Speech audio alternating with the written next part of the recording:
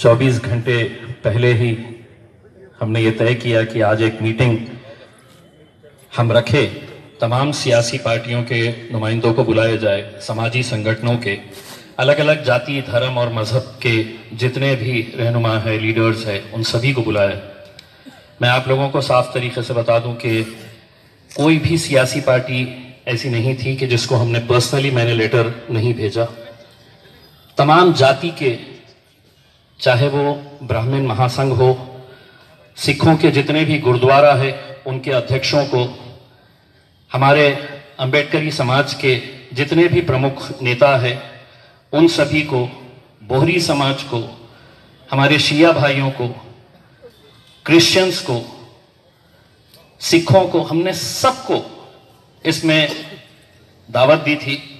मकसद यही था कि आज कम से कम हमें यह तो पता चले कि ये जो हम पर लादा जा रहा है, इसकी मुखालिफत जिस तरीके से पेश की जा रही है, जिस तरीके से इसको बताया जा रहा है कि ये मुद्दा जो है ये हिंदू और मुसलमान का मुद्दा है, मैं सबसे पहले एक बात यहां पर साफ कर दूं और यकीनन आप लोग इस बात की तायीद करेंगे। हम सब यहां पर जितने भी लोग मौजूद हैं, हम छत्रपति संभाजी महाराज का आदर करते हैं, सम्मान करते हैं, लेकिन आज फैसला लिया गया है।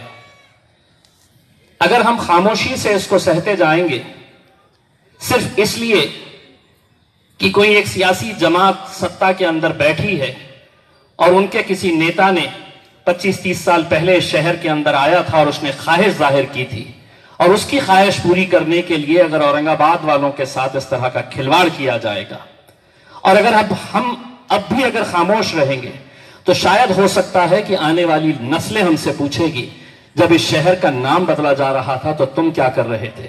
मैं समझता हूं कि जितने भी यहां पर लोग हैं, और मेरी खुद की यह ख्वाहिश है कि मैं पैदा औरंगाबाद में हुआ हूं और इंशाल्लाह मैं मरना भी औरंगाबाद के अंदर ही चाहूंगा। उसमें मेरा बर्थ सर्टिफिकेट के ऊपर अगर औरंगाबाद है तो मैं चाहूंगा कि मेरे डेथ सर्टिफिकेट के ऊपर ही औरंगाबाद रहना चाहिए, और ये हम सभी लोगों की ख्वाहिश है। मुझे मालूम है कि हम अलग अलग राजनीतिक सियासी पार्टियों से ताल्लुक रखते हैं और रखना चाहिए, ये जमहूरियत की खूबसूरती है, लेकिन जब यह फैसला लिया गया, मैं मुबारकबाद देता हूं यहां के तमाम राजनीतिक पार्टियों का जो सत्ता के अंदर थे और जिनके नौजवानों ने, जिनके लीडरों ने 1 मिनट का वक्त नहीं लगाया और सीधा अपने पार्टी के मुंह पर है तो इस्तीफा फेंक मारा कि नहीं, हमको पार्टी मायने नहीं रखती है, हमको हमारे शहर से मोहब्बत है। मुबारकबाद के हकदार है, लेकिन अब यह लड़ाई हमको कैसी लड़नी है, यह बात आप भी अच्छी तरह से जानते हैं, मैं भी जानता हूं कि आज मुल्क में जो हुकूमत है, ये यहां पर कोई जमहूरियत अब बची नहीं है। हम डिक्टेटरशिप के एक दौर से में गुजर रहे हैं। डिक्टेटरशिप हमारे ऊपर हावी हो चुकी है कि मैं जो कहूंगा वो कानून है। कहीं ना कहीं हमें दोनों रास्तों का इख्तियार करना पड़ेगा।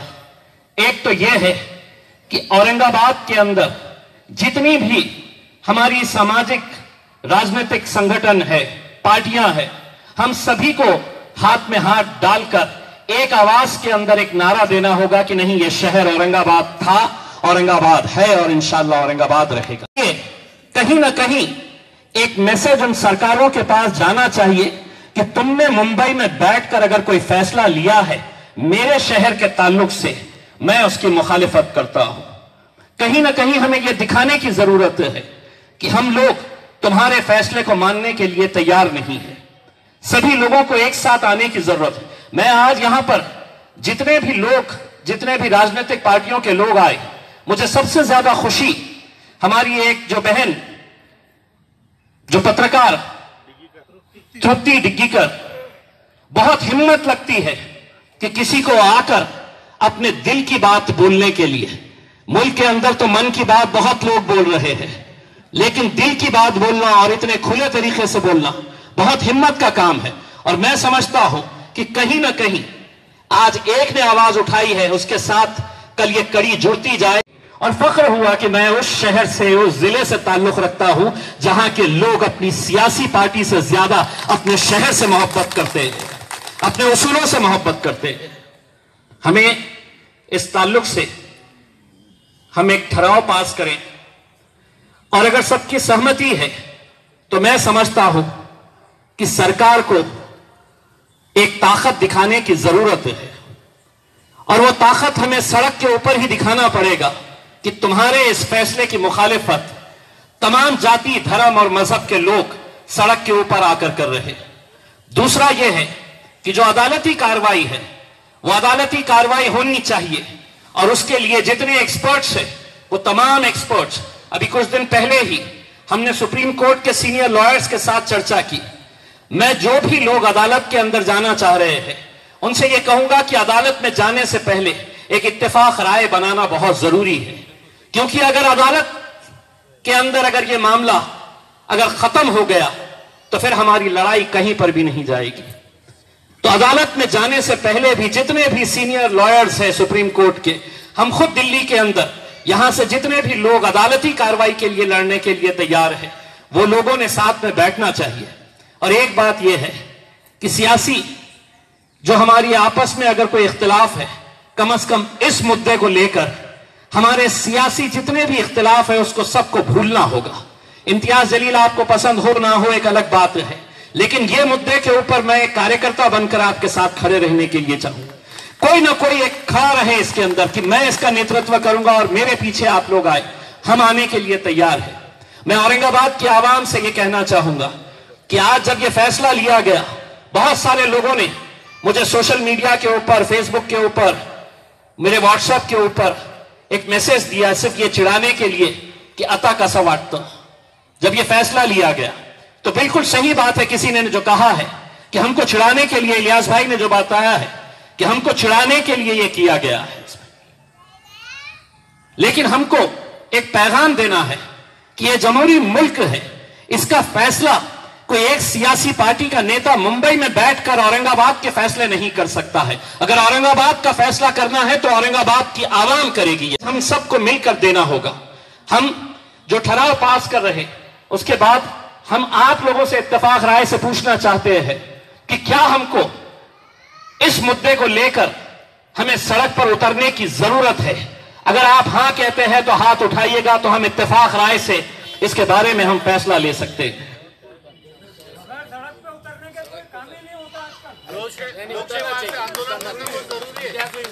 हम बिल्कुल कि आज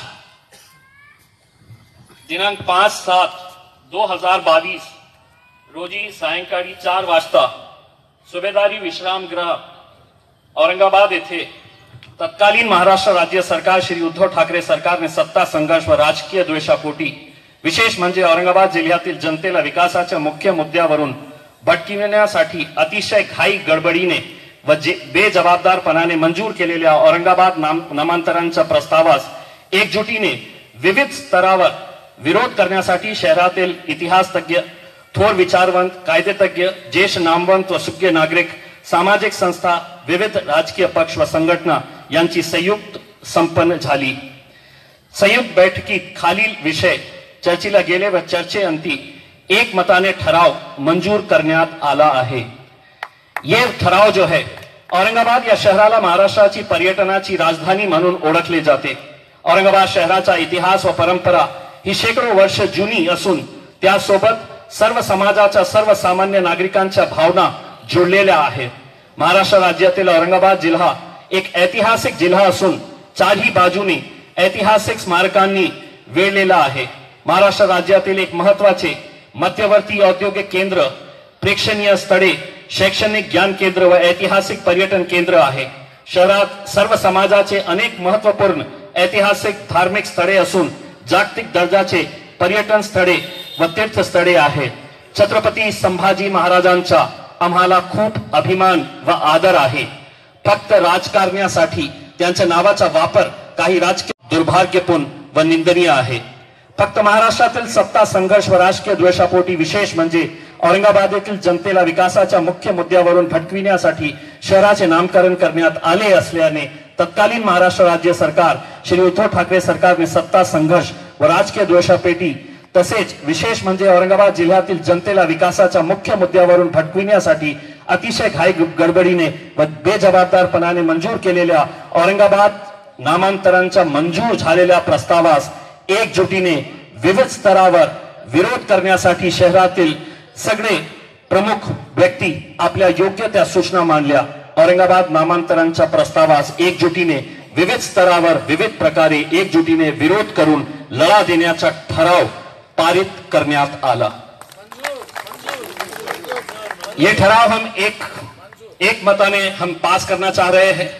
ये सरकार को हम भेजेंगे और यहां पर जितने भी लोग हैं उन सभी के सिग्नेचर्स यहां पर लिए गए हैं. हम सरकार को यह बताएंगे कि इतने इतने राजनीतिक पक्ष के प्रतिनिधियों ने अपने पार्टी की तरफ से यह फैसला लिया है, औरंगाबाद की तरफ से यह फैसला लिया है कि हम इसका विरोध करने वाले हैं. आगे की जो भी रणनीति रहेगी, हम औरंगाबाद के जितने भी सीनियर अलग अलग राजनीतिक पार्टियों के नेता है, गौतम खरात साहब हो, लांडगे साहब हो, रशीद मामू, मोहसिन भाई है, इलियास पहलवान, जितने भी यहाँ पर जितने भी सीनियर लोग हैं, इनके साथ एक महदूद एक लिमिटेड लोगों की एक मीटिंग कॉल करके एक कमेटी बनाई जाएगी और उस कमेटी के जरिए आगे बकले साहब और हमारे जितने भी अंबेडकरवादी कृति समिति के लोग हैं उन सभी को साथ में लेकर, बहुजन समाज पार्टी के लोगों को, आरपीआई के जितने भी नेता हैं उन सभी को लेकर हम एक मीटिंग करके फिर आगे की जो भी रणनीति रहेगी उसको हम सबकी सहमति से एक राय से हम इसको आगे बढ़ेंगे. बहुत बहुत शुक्रिया आप लोग यहाँ पर आए. उधर चाहिए जो भी